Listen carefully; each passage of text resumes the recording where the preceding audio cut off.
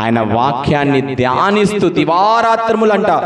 దివారాత్రములు ధ్యానించి ఒక రోజు, దివారాత్రములు నీ పరిస్థితి మారట్లేదా? నీ వ్యాపారం మారట్లేదా? నీ భర్త మారట్లేదా? నీ పిల్లలు మారట్లేదా? అయితే ఒక రాత్రి ఆయనకు ప్రార్థన చేయి, దివారాత్రములు ధ్యానించు.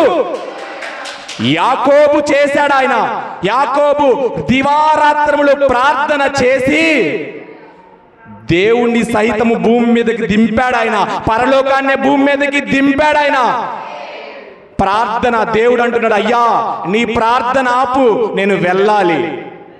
అలాంటి ప్రార్థన నువ్వు చేయగలిగినట్లయితే నీ పరిస్థితులు మారిపోతాయి, నీ జీవితము మారిపోయిద్ది.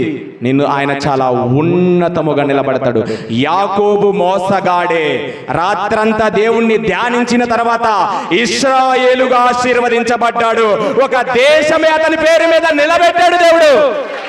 ఈరోజు అటువంటి ప్రార్థన నీకు ఉన్నట్లయితే నీ పరిస్థితులనే మార్చేస్తుంది, నీ స్థితినే మార్చేస్తుంది.